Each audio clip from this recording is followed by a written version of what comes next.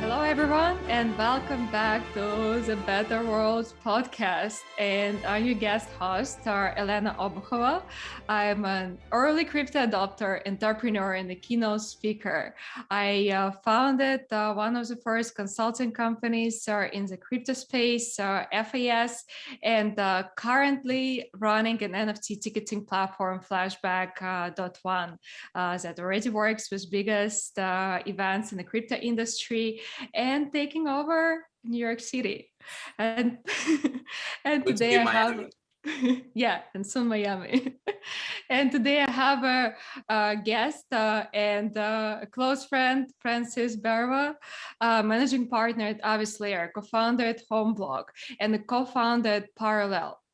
Francis, I'm so excited that you joined this podcast and so excited to start with my questions. But firstly, I already did a name drop of some of the projects you're working on. Maybe you can share a little bit more about your background and all these projects I just mentioned. Yeah, absolutely. Thank you, Elena. And it's a pleasure to be here. It's always a good conversation when we get together. So I'm actually excited about this. My name is Francis Berwa, as you mentioned, and I'm a managing partner at Avis Layer. Avis Layer, just a little background, it's a New York VC accelerator and incubation program.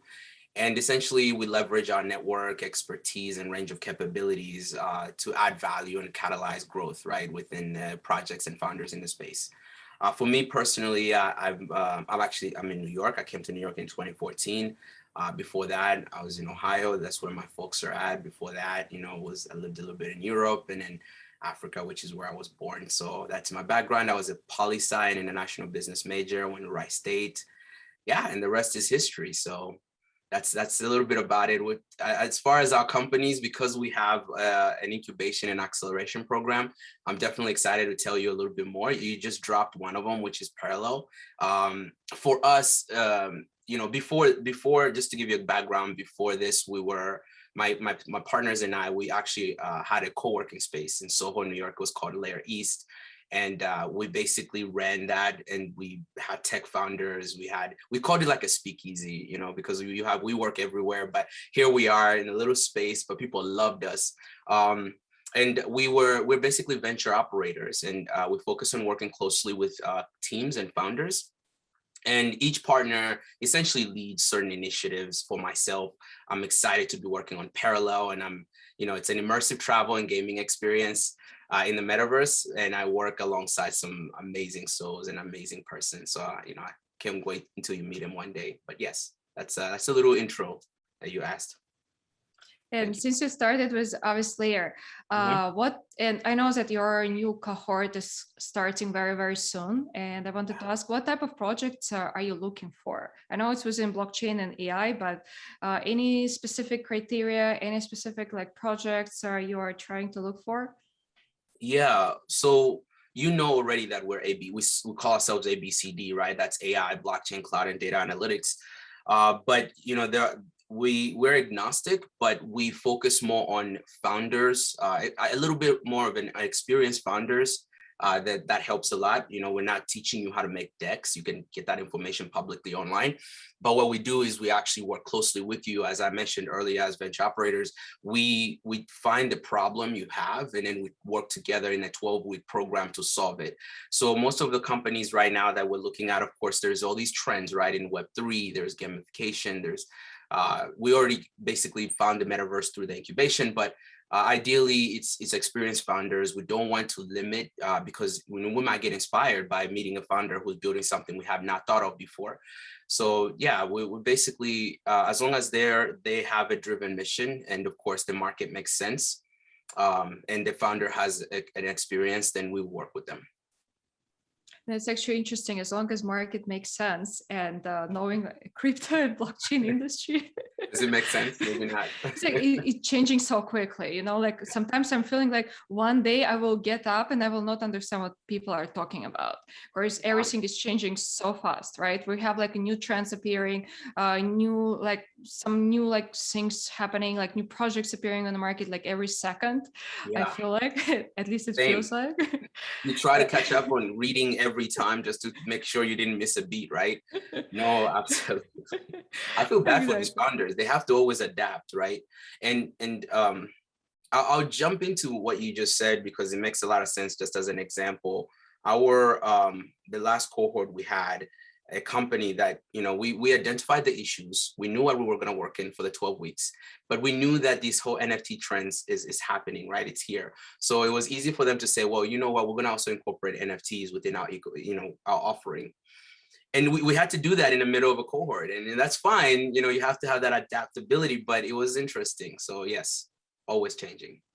And do you pay attention to this adaptability? Because I just had like a previous conversation, and we were like discussing with Masha Prusso, and she was mentioning that investors like looking at the projects that have like certain trends, right? So for example, now it's like NFT trend, everyone wants NFT, but do you always like feel it's so important to look like long term? I mean, obviously, I understand that you you have it in mind, right? That we always need to Yeah. like keep this longevity in mind. But how many like founders actually coming, like applying for like Avis layer, right? That not only doing like, oh, we want to do NFT because it's hype, right? But we want to do NFT and we're ready to adapt if there are new technologies coming to market, but we still want to build like this, I don't know, like achieve some end goal, right? Yeah. How like do you pay attention to it, and how many projects actually having this long-term vision? Well, that's a very good question. And I agree with the trends being one of the drivers, of course, in all of these VCs. You don't want to be left behind in a tech, you know, advancement. But the reason why I mentioned experienced founders, the reason why I mentioned we're venture operators is because we do carefully assess that. Is this something that we can back and we can actually put our time in for a long term? You know, it's not, of course, we know companies and founders, they don't care about capital as much as, you know, the value you bring with your capital. So for us, we're there in the trenches with them. So we make sure that the ones that we decide to work with, this is a long term. And for that, we also make sure that it is a foundation that makes sense, that will last past the hype. Hypes come and go, right? No one talks a lot about DeFi the way it was booming in the beginning of you know, the pandemic, but this happens. This is a new way. Tech is fast. And it's good to be in the, you know, kept up with the trends, but it's more important to make sure that we're building something foundationally long-term. And of course, it has to have some sort of value and impact in the industry. Otherwise, you know, which I foresee happening, you know, we're going to see what happened in the early 2000s. You're going to have a lot of M&As, you're going to have a lot of projects just die off or get bought off. And that's okay. That's the natural way of, you know, sort of innovation, you know. So, yeah. That's I It's hope that answers your question. Yeah, and it's great that you brought like an impact aspect. And since like a topic of this podcast is how can we build better worlds, that's also what I wanted to ask.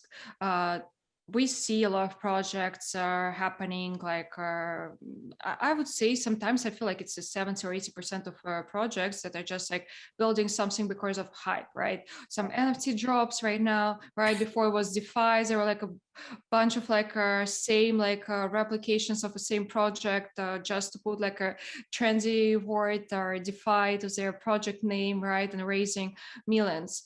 But do you see projects that actually trying not only projects that have like a long-term vision, but that also trying to build something super like important and beneficial for society or maybe environment or maybe community, not necessarily like non-profit, it can be for profit. But do you see projects that actually care about building a better world? Yeah, I do. We see a lot of those. And I don't know if you're saying that so that you can have me name some names, but I'm going to avoid that and say that we do. And for me personally, I look at, and recently I've been looking a lot into the emerging markets. We understand that, yes, it's, low-hanging fruit of adoption because a lot of people are adapting Web3 faster than, these kind of mature markets. But it's more of what these companies are doing for the people and for those communities in those neighborhoods or countries. So these projects are dear to me because obviously not only because I myself had my own journey, right? I've seen the different lifestyles in the world, but it's also because I think as we enter this new era and we are what we say Web3 is, which is not only the whole disenfranchising of the blockchain to, being able to do value exchange, then it should essentially do what it's meant to do. It should do what we are all saying it is, because people just say, oh, Web3 is meant to disrupt. It's meant to, offer distributed rights and equal rights and so forth. Well, let's put it in action. Right. And the most actionable locations are those that are in need. And we all know they are. So, yeah, it's about whether you're able to back some of those companies. Of course, you have to think from an investor perspective and say, does it make sense for our investors? Because we also have to worry about our LPs. But that's why you have to pick the right relationships, and your LPs have to be the right types that are your friends that kind of see what we're trying to do together, and we see it as a long term. The world doesn't change in a day. And yeah, I'm not going to name companies, but I would do that to you privately because there are some in stealth mode that I'm extremely excited about. No, that's for sure. Like if you want to mention projects, feel free to. If you don't want to mention projects, no, I know you, Elena. But do mention some to me privately. And yeah, it's actually a very good point that world is not being like built like in a day, right? And we also saw that I personally saw like how industry was evolving, right? How more projects became like kind of matured. And if I like remember 2017 when we when we were experiencing, oh my God. I don't know if people, we always go back to that time, right? It's just we thought the world was changing forever.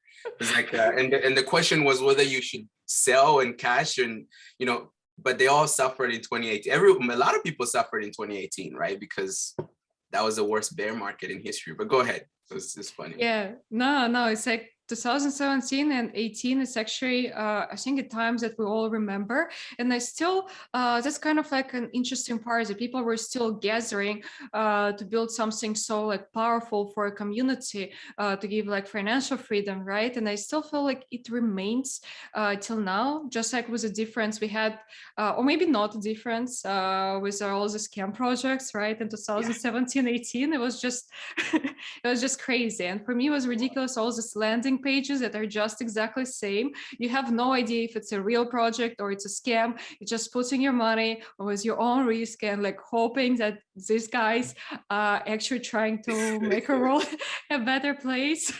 And then like in a few days it appears, I guess no. Yeah. I'll try with the next one. No, you know what?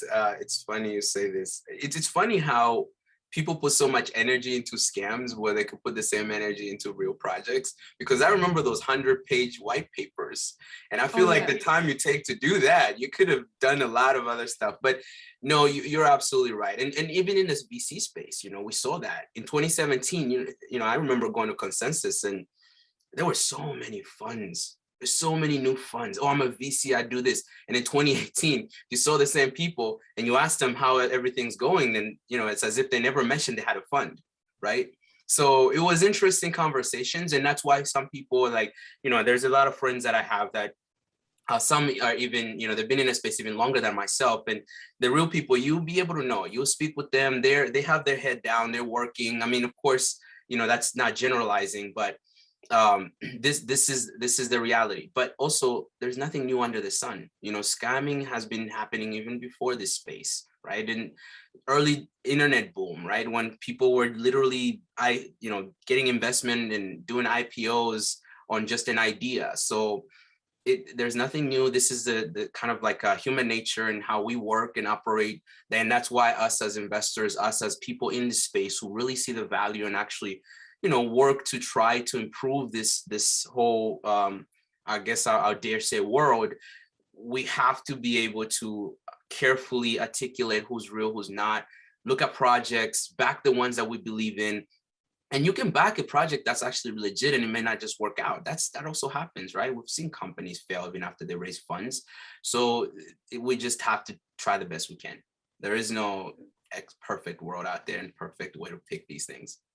Oh, exactly. And like I remember also 2017, 18, like everyone were like, oh no, this is a scam project. And some teams actually tried to build something, right? And they were Yeah. just okay, like everyone else is scams, they're also scam. So no, Mm-hmm. like there was no such a thing as like a startup tried and failed, right? As we have Yeah. like in the traditional VC. In 17, Nope. 18, it was for us like whether a project actually built something or is it scammed. Yeah, exactly. Yeah, 100%. You're correct.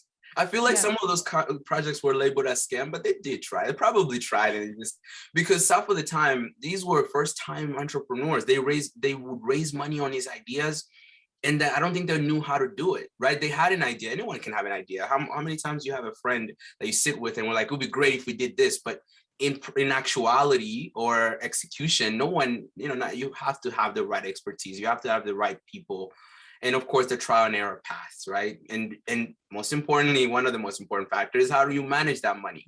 Because a lot of people spent it, or they blew it, or they obviously just ran away with it because they realized they couldn't do it.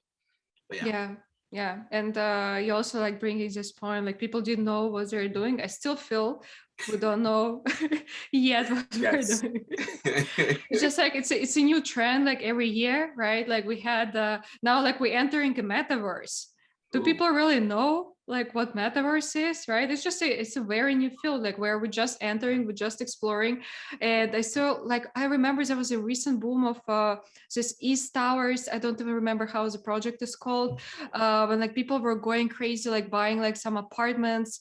Then we have this digital land, right? That people are like buying for like millions of dollars, and it's like it's insane, right? It's also a new field where like people getting in and they just trying to like to explore, learn new business models and figure out where is the value.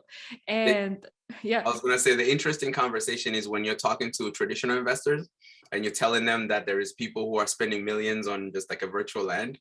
I swear, I always enjoy the facial expression they give me, and it's just like, I don't get it. Why? I'm like, I don't know. Makes sense. Yeah, but I mean, no, there's, this is tech innovation and advancement. They do make sense if we think about it. Yeah, it's like I'm in the real estate business. Oh yeah, where do you have like a property or land? Oh, in Decentraland and Sandbox. Real estate, like Yeah, no, to it's zero. I have some friends in New York that live in really small apartments, and but they're rich online. They have mansions, It's okay. Hey, however you can get it. How's that? It's like there's a meme actually, like Bitcoiners will live like this, and it's like a room with a mattress on the floor, right? Like Bitcoiners will live like this just to like have an extra money, like or to buy Bitcoin. And then I looked at my room when I just moved into a new apartment, and it was a mattress on the floor, and I was like, oh my You're a god. Bitcoiner. I'm on a meme. I saw that Metaverse one where they have the Oculus and just sitting in a corner is like they say like what we think it is versus what it actually is. Same thing, yeah. Exactly. And I brought up like a metaverse topic because I know you're working on a very exciting project, Parallel. Can you tell us a little bit more about Parallel? And I know, like, I saw about Colombia and Medellin. I Yeah. want to know everything about it. No, yes. It's a very, very exciting project for me because, I was for us, especially at Avistar, we were also thinking, how do we enter the metaverse, right? When we speak with a lot of people and a lot of our peer, other VC funds, they're buying space in the metaverse. Some are trying to buy their location in the metaverse. Of course, most of them want to invest in the metaverse because they see it as a new frontier. But some of them didn't make sense to us, right? Like similar to how you're having a conversation with a lot of people in regards to, like what's the point of having virtual land? What's the point of all of these things? Of course, there's value. There's monetization where just to going a little bit backwards. We all know the example everyone uses about video games, right? People played and they used the skins. Yes, we understood that, but there wasn't much of a connection between that and us in real life. And so what Metaverse is doing and what we're seeing it do is it's enabling a lot of people and a lot of brands to create and not only just have another form of actually monetization and business creation, but sometimes it also connects the virtual and the physical, right? We're seeing what Nike's trying to do with having a virtual shoe, but then you can also get it. So there's a lot of way that we're going to be connecting, because up until now, I go online, I buy an item, it comes to me physically, or I buy a physical item and a digital item, and that's just digitally, and maybe I'm using it just digitally. So now we're blurring these lines between where we're at as physical beings and the virtual life. And that's exactly what Parallel was trying to do, is doing actually, which is we are photorealistic and cinematic in that, you do get the quality that we think metaverses should be. I'm not trying to downgrade the others, but these Tetris graphics are not as appealing to everybody as they are to others, right? Of course, if your love is, the Minecraft approach, great, right? And maybe when we see the future of these metaverses, we'll see these as classics versus whatever it's going to be like, right? Because people want to feel that immersion.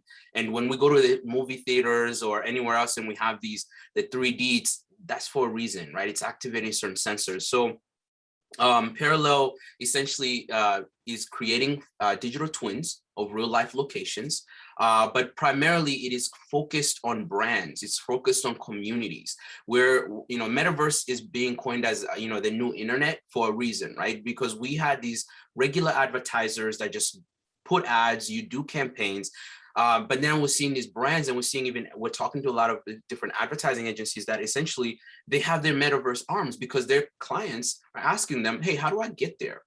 Most people don't understand why, for example, JP Morgan put the bank in the metaverse. It wasn't, it was for foot traffic. I mean, that's what we know exactly the reason they did that. And so these businesses, and especially because we spoke with a lot, they're trying to figure out how to, be there. So think of it like like a digital mall, for example, as a storefront. So we have, of course, a means of doing this, and we did the very first one, which is Saratosa. It is a resort in Colombia, and it's actually it's pretty interesting because this digital twin, it's a natural. It's the largest natural pyramid on Earth, right? Located in the Venetia, Colombia. It's sitting on 33 hectares of land, and this is the very first photorealistic cinematic metaverse experience to date, because we took the stories right behind the story behind the mountain and the tribes, whatever was there. We put that into a story of a gamification in the metaverse as well. So you can go horseback and do all these activities in real life, but you could also do the same thing. There's a story in the metaverse, and there's ways you earn certain rewards. With that, we also, of course, are doing it for the immersion experience purposes, right? We're working with a few influencer companies. So there's a lot of ways you can kind of leverage that. But that's limiting, right? That's a digital twin of a resort and a mountain, and it's beautiful. You can go meet your friend and sort of hang out there. And I can't wait until I show you what it's like. It's like 90% done. I can't wait, Elena, you're gonna love it. And then so what we did is we had a lot of brands talk to us and want us to basically help them do similar thing, but they had individual businesses. Like, let's say it's a hotel, it's just an individual hotel in Manhattan. You're not going to render the whole Manhattan. First of all, there's all these IP, and this is also another regulation topic I hope we get into in this conversation. But so we decided we're going to make essentially a floating city. If you ever seen a movie of Elysium, think of it like a floating city like that. We have luxury apartments there. We have luxury spaces, and brands can basically be there, and think of it like a digital mall, the mall of the future, the metaverse mall. And brands are, I can't name a lot of them, but they're on board. And that's what we're going to be creating, this sort of experiences, these brand activations. And our goal isn't to sell land where you're just sitting on land and you're speculating. It is to create this. And we're going and we're speaking with different communities to be able to get them in there. I feel like I'm pitching it, but it shouldn't be that way. It should be just to explain it. And yeah, so it's been in stealth for a while, and we're going to start showing people what we've been creating in quarter two. but it's a very, very exciting project. I'm very excited. So can't wait until you guys see it. It sounds like just so amazing, and like I can't even imagine that resort in Colombia. The only things that would be kind of important for me is to drink Colombian coffee. I Yes. wish it would be same experience in the metaverse. Oh, I don't know if you're a coffee connoisseur. I have a few friends that we share different coffees. So if you travel somewhere else, we'll send each other coffee with, just to say which one was good. So if you really love coffee, like there's some coffees I could send you like from different places. It's amazing. For I love to sure. dabble in coffee. I don't think it's good for I'm a me. big fan of a coffee. I We'll really talk love about that. coffee. Yeah. There should be, yeah, like in the metaverse, maybe there should be like an option, like when you're traveling like to like Colombian resort, right? There's an option like you also pre-order like coffee or like some local goods, Oh, right? And there's absolutely. just being shipped to you. It's like it's so amazing. And I feel Well, like so, it's, yeah. I was gonna say some brands are doing that. They want that. They want activation of you buy something, you get it physical. And I think Yeah, we that's even saw really, McDonald's, right? In the metaverse. yeah, I don't know how they're gonna pull that off, but I mean, I don't know if I want to order a digital burger just to get a regular burger, but it's okay if it works for everybody. Yeah, it was like, oh wow, McDonald's in the metaverse. No, it's But gonna be it's gonna be the internet. I mean, and we're seeing it evolve. There's so many metaverses, and the word is used very easily with even video games. But essentially, some of them are like web browsers, where some are trying to create. I mean, I'm sorry, they're like websites where some are creating web browsers, right? And that's what we have. It's like we're now creating a metaverse. We're creating a galaxy. And we have these portals. So you come from the digital twin Saratosa, you go to a floating city of Utopium, and then you come from there and you go to Cornerstone, right? So there's like a whole bunch of these. It's not only the worlds we create, it will be partner worlds. I mean, we can work with anybody and try to figure out how to make it work. It should be that way. Instead of just being siloed, forcing creators and developers to just abide by your standards, that I feel like that doesn't really make sense. I should be able to get an avatar, I should be able to move it around. Of course, there's a little technical barriers and things we have to solve, but that should be the idea. That should be what everybody's trying to aim towards. Otherwise, we're just doing the same, Web 2 yeah. corporation. Yeah. No, that's for sure. And like a beautiful part of the metaverse is that it brings people all over the world together. Because right now, and we experience like how to say before pandemic, right? Like we could just jump on a plane, like and appear like I don't know in Europe, in Asia, everywhere else in the world. We can't do it that easily, and like not only like even outside of pandemic, still some people had to obtain visas, some permits, and it's like a lot of paperwork, and it's just like sometimes it's very expensive, right? Yep. Like taking a plane, like and I went through this pain, like buying a plane ticket to Argentina. Mhm. They're always like giving me like a heart attack when I'm looking at the price for like a simple plane ticket that doesn't even take longer than like I'm used to fly to Hong Kong, for example. Yeah. But it's like it's a triple or sometimes like quadruple a price, and like a lot of people they cannot afford it, and they cannot just jump on a plane to be like at the place they want to be, or like to do like some business, appear in a meetup, or even do like a presentation. So Yeah. metaverse actually helps us to meet with each other, right? To build connections, not only business, but like if we're talking about like education system, right? Yes. When like kids can also join metaverse, communicate, and like a lot of my friends, they were saying that like a lot of my friends from US, right? For me, it was quite common to see people from like different like countries. Just like I was so used to travel to Europe because it was like very close Oh to yeah. Asia, like speaking other language, right? For Yeah. them, the But only lucky. opportunity to speak another language was like some game, online game, right? Yeah, no, I'm envious of even the time I was in Europe. You're right. You can see different countries much easier. You can just hop on a train and go to another country, or a plane, as you stated. But in America, you're gonna go to different states. The only thing you're gonna get is different accents, right? So you'd have to either go South America or North America. But the key here is that if in the metaverse, if you can sort of immerse yourself in experience, maybe before you even plan your trip, kind of if you're gonna spend that much money, maybe you want to check out how a certain location looks, right? We have Saratosa, We have obviously like Times Square. These are all IP because that's also a very important thing when we go into like, the whole regulation angle. And then Helsinki, right? The city of Helsinki, Finland. So we have a few locations, and of course we hope to add more where you can just experience that, see it. It's not the same as a real thing, but hopefully maybe it gives you an inspiration and you might want to actually travel there, because there's a lot of friends that you speak with when you're gaming, and there are some other places of the world they'll tell you about their experience or their country, but it's just not the same. Exactly. Yeah. Exactly. And like a lot of people doing this research, like on the Google Maps, right?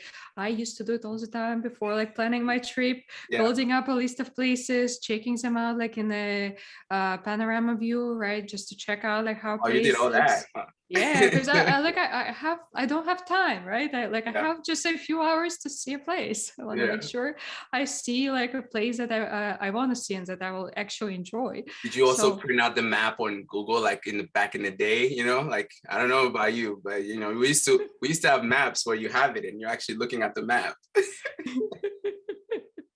Yeah.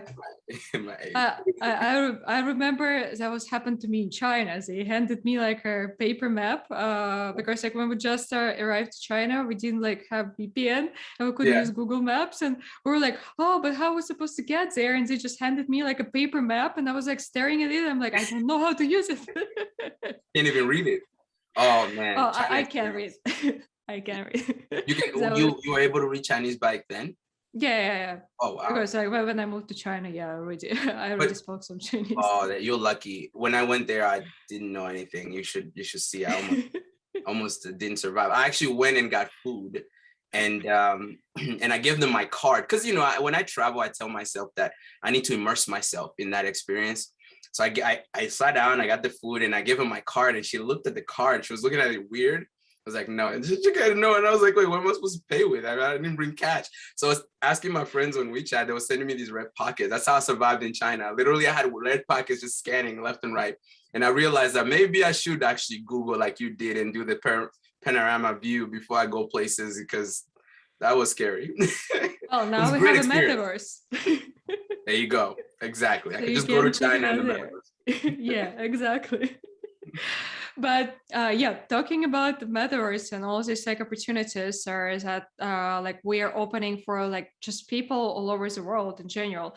Like my question, just also to sum up our session, what do you think are the most important aspects of Web3 technologies that can help to build a better world? This is it's a very tricky question. I mean, I can give you just regular opinions on what we see coming, but I would like to be realistic and say, I know Web3 is meant to disenfranchise, and I'm all for that. I'm all for decentralization and all these other aspects. But we also have to understand that we can never fight regulations forever. We have to figure out how to either maneuver or work with it or some other means, because otherwise all we're doing is having two sides, and then we try to look at people as if they're against us when maybe some people have different perspective of the industry. So we know for the Web3 in this whole metaverse, the regulations are coming. That's, within this year, we know we're going to have some new announcements, right? They've already hinted. We've seen some countries already make some of their approach or, make it known what they're thinking about. And I'm looking forward to that because they have no choice but to accept it. It's just a means of how that would look like within their own, economic, obviously, economy, basically, right? So I think it's about regulations that I'm seeing happening, and I'm also seeing the consolidation, right? I said earlier we're seeing M&As already, right? You saw what happened with is it Lava Labs? I'm drawing a blank, but all of this that's happening where companies are either getting bought or they are actually scaling and buying others, or they're basically merging together. So as we start to see that, then I feel more confident that the space is getting a little bit more stable, right? There's always going to be hype, but now some people can call BS much easier than before, right? I can tell you that, hey, this project doesn't have anything going for it, right? If I don't see founders, if I don't see that, it's not the same. So I see that happening, and that's the topic I'm kind of looking forward to. For us, actually, we've already been tackling this angle and trying to figure out how to make it work because, right, sorry, I think I need water. But for what happened back in in 2017 and so forth, we also saw New York, how the laws kind of like they came up with some of theirs. We saw some of the identification of whether it was the security or a utility token and all that. So that's just a small thing, right? But slowly as we move forward, I think clarity will help us as investors, as of course entrepreneurs in the space. And I think we should be looking forward to that and maybe figuring out how to make it work, because sometimes we're nervous. We invest in a company and we don't know if tomorrow they'll be in business, right? Because like DeFi, for example, I mean, there's so many DeFi projects that I've even personally just wanted to back, but sometimes what they do, I already know that that's going to be a red flag. And so that kind of prevents me from looking at it from that perspective and saying, okay, well, I can just give the money now, but what's going to happen in a year, right? So I mean, I don't know. I just kind of rambled on a little bit, but I think the main topic I want to mention is a little bit looking towards how the regulation will shape and then how the industry will consolidate. That's what I'm looking forward to.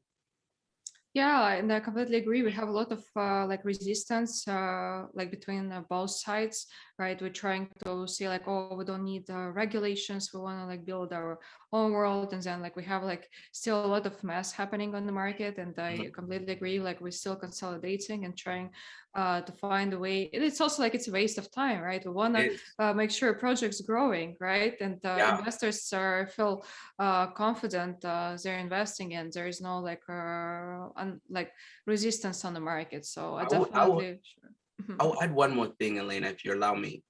This Web 2 coming into Web 3 is a lot of confident boosters.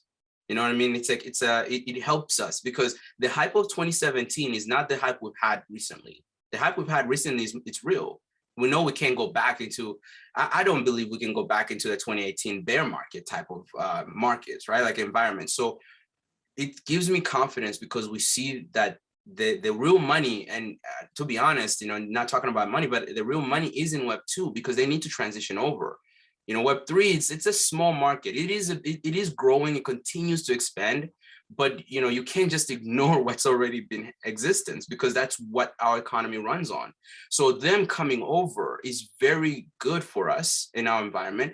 And of course, I think the adoption will be where we don't even notice it. Where you have, as you stated, if McDonald's, maybe you're using their app and you're already booking, and they have a Web3 infrastructure underneath and you just don't realize it, right? That could be that simple. But the key is that. And I think with those companies coming in, regulations have to keep up, because that's also, they need that, right? So I think the adoption of Web 2 to Web 3 is very exciting. And then, of course, the consolidation, as we both agree. Yeah, I wanted to add that Web 2 part, because I'm actually excited about that. No, I think it's very important, and I see this tendencies at Web2, like companies trying to get into the Web3 space, and Web3 companies trying to get access to a Web2 market. So that's why, like, if we're in New York, we we go to Subway, we will see Avalanche advertising themselves. I saw like a Near Protocol advertising on the bus recently. We're going to like a Web2 space. Companies understand that they need to they're hitting like a limits in terms of community within Web3 space, and they're trying to onboard like people that are coming from outside, and those are people who we originally were building solutions for, right? Those are people who needed their problems to be solved. We're in the Web3 world already know everything, right? Like everything. Yeah, no, this is true. This is true. And that's why it's even more exciting, because we've gone through the battles, right? We've survived, and now we're going to see what happens next. And, I'm very proud of everyone who's stuck through this industry. It's not easy. It wasn't easy. Even for us, my portfolio in 2018, I was questioning my life decisions, right? Like, wait a minute, what is this really, but that it paid off when you're holding, and I think it shows, right? We believed, and we were a community, and that's where we're entering. It's this new wave of communities, new wave of collaborations. And of course there's the bad sides too, but it works. No, completely. And just to like summarize, maybe you can give some advice for people that are entering a space and trying to build projects. How like how? Yeah, I hate this question personally. But it's like just share a piece of wisdom for new builders in the space. And since you have experience, owner experience and expertise in a VC side, maybe you can give like a piece of advice or to people building and trying to like raise their first round. What they need to pay attention to, like, and how they can start, like how they can get access to all these resources and continue generating good for community. Yeah. Um, the most honest answer I can give is, if you're building something in the space, I just encourage you to keep pushing forward. I mean, you make sure it's something that you believe in so much that you want to do this, right? Don't do it just for the hype. I mean, if you're just doing it for the hype, you can invest. You could just go into some tokens and kind of do your homework and not waste a lot of time. But if you really do like what you're doing and you believe in, that you can add value and contribute, not saying those who invest don't contribute, they absolutely do. But I encourage you to just keep pushing forward. And don't be shy to approach investors, right? Like sometimes we feel like we're ready and we can go to investors and then you can get feedback that actually helps you. Even us, I'm an investor, but I still get feedback from a lot of our peers, a lot of VCs that help us and our companies do better, right? You're never done learning, if I could say it that way, right? So you have to always have that curiosity. You have to know that there's some things that you don't know in this industry. So go out, put it out there, talk to investors, talk to people, get feedback. And most importantly, don't, take that feedback and try to, put it within what you're building. I think that's the best way to move forward because I've seen projects that even for us, actually, one of our cohort company, Agente BTC, for example, it's a very first company that we actually invested in Peru. We are proudly, I can proudly say, we are the 13th, I think it's the 13th, if I'm not mistaken. Yeah, 13th like investors in the country, right? So they didn't make the 2020 cohort, but we stayed in touch and they kept building. They got all the feedback they could get. They kept building, their revenue just skyrocketed, and then they made it in this one. So it's just perseverance and just moving forward. That's the best I could say. No, Yeah. I think that's amazing advice. It's keep pushing and keep learning, and I completely agree with this advice. It's Thank you. amazing. Thank you, Francis, so much for Elena, thank you joining so the much. podcast. It was Yeah. I didn't even notice how time passed. It's okay. It's okay. I'll see you in Miami. Yes, see you in Miami. Thank you so much for joining. It's really, like as usual, amazing conversation. Yes. Have a great day, guys. Bye-bye. You too. Bye, Francis.